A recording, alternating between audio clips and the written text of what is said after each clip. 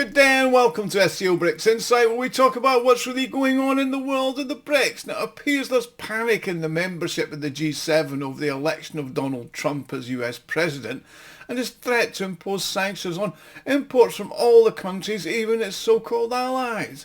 Seems that the disintegration of the global economic system is accelerating, and now Great Britain and Japan, currently members of the G7, are planning to form their own alliance to try and negotiate an exemption from the expected US trade tariffs, or somehow beg Trump to give them special treatment. So much for the unity of the G7 if its two its members expect the dictator of the organisation imposing sanctions on the other.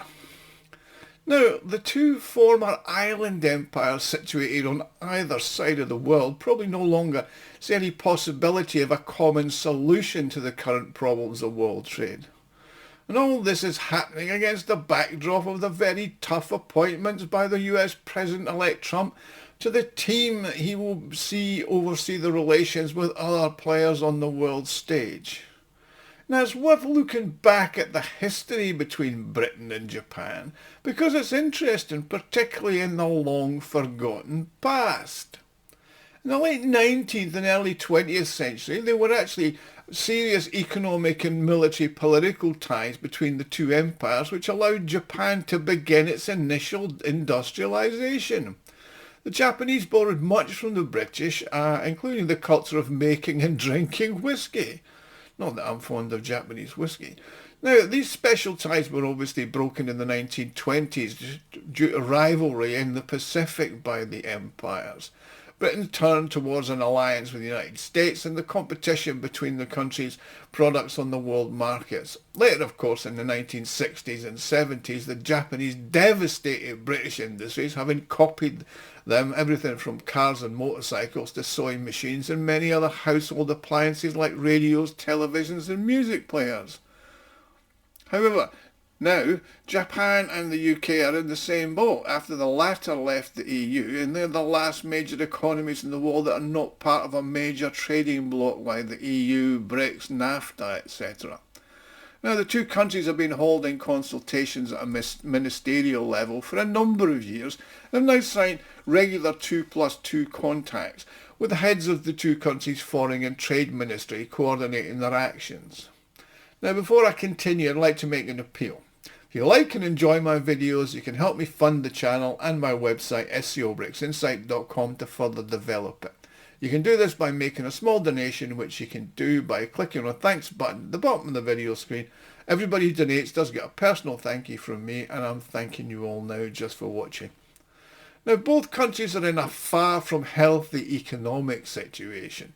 Britain in particular, although Britain has up until recently continued to maintain a modest GDP growth, this has coincided with the falling productivity and a fiscal crisis that's seen debt levels to GDP ratios being over 100%, and now the new Labour Party-led government is pursuing a highly controversial package of reforms that include both spending cuts and major tax increases across the board, impacting every level of society. Now, the impact on the economy is also certain to be extremely painful, and is also very destructive, particularly our green energy policies, which are bordering on the completely insane and are based on generating electricity from unicorn farts. The so-called Energy Minister, Ed Miliband, who once lost a fight with a bacon sandwich, is completely bonkers and lives in a fantasy world. The Finance Minister, Rachel Reeves, lies about being an economist and is completely economically illiterate. The Prime Minister has more sides than a woman's argument and flip-flops on every subject, and he can't even define what a woman is. The Foreign Minister, David Lammy, is a stupid bigot who once appeared on the quiz show Mastermind, and that's something he is obviously not. And when asked who succeeded Henry VIII on the throne as the monarch, he replied Henry VII.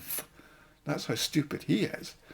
Now, almost all senior members of the government have publicly insulted the US President-elect over the past few years, and even sent party officials to campaign for his opponent Kamala Harris in the last election.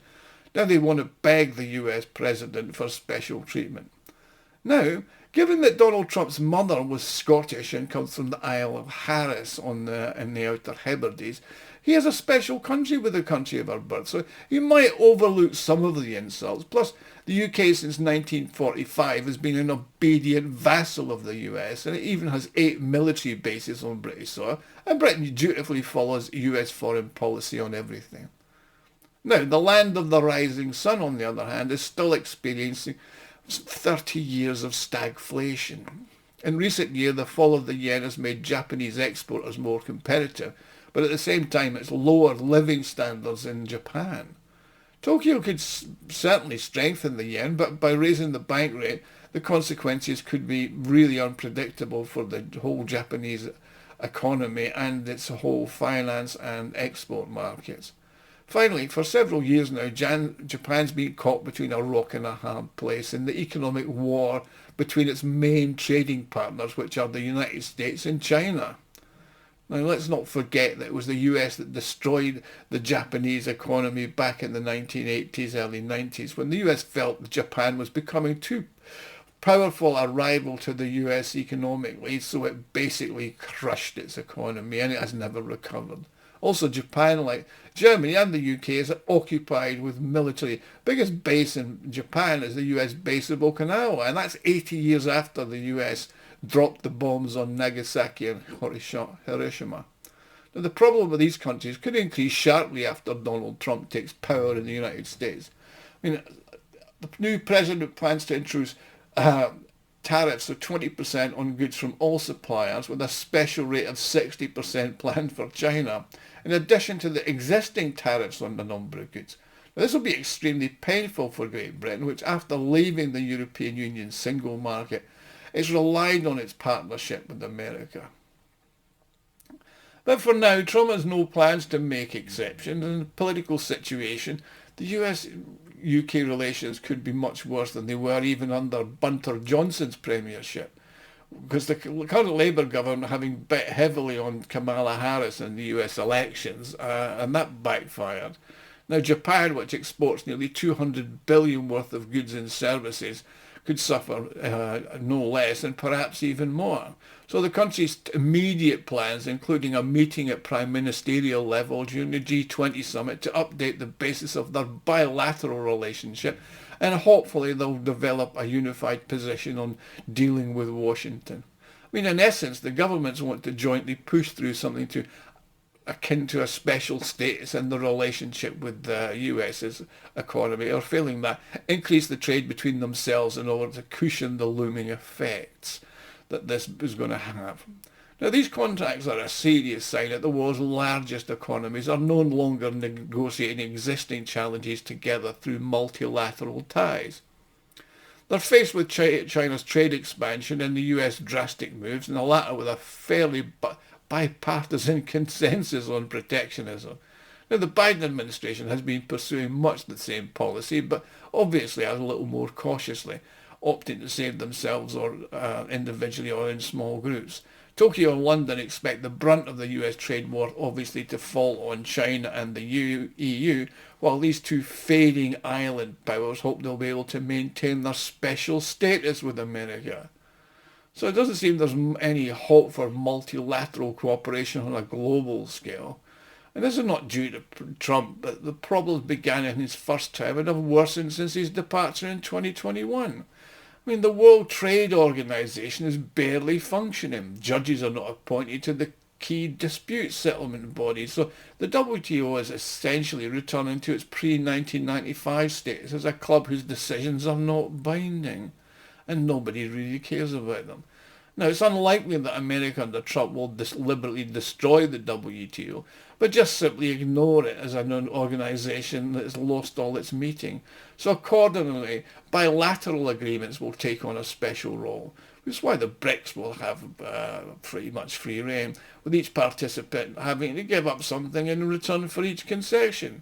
So far, significant changes in the international economic situation have only had a moderate impact on world trade. But it's growing more slowly than global GDP, but there's no obvious collapse signs yet. I mean, the imposition of US tariffs is unlikely to lead to retaliation because there's not a lot they can retaliate with.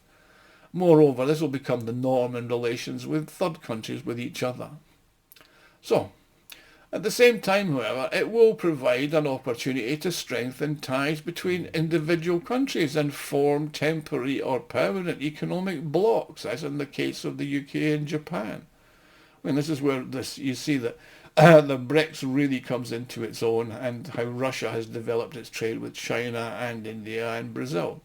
Now, interestingly, the climate agenda, which many globalization advocates hoped would unite different countries and provide a single solution to global economic problems, has actually had the opposite effect.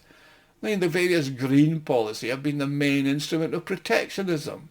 I mean, the export of Chinese cars has led to the introduction of unprecedented protectionist measures in North America and Europe, and unlike oil, electricity, batteries and devices that run on them can be produced anywhere in the world, reducing the need for cooperation between players. So it's interesting times as the BRICS is expanding. There's now not just 9 members, but 13 countries that are now partners with a path to membership. So, as the G7 disintegrates, the BRICS get stronger. Thank you for watching. Please like, share and subscribe. If you want to help me out, press the thanks button at the bottom of the screen and make a small donation. Don't forget to comment. Love to read your comments. Love to respond to your comments. See you all again soon. Thank you.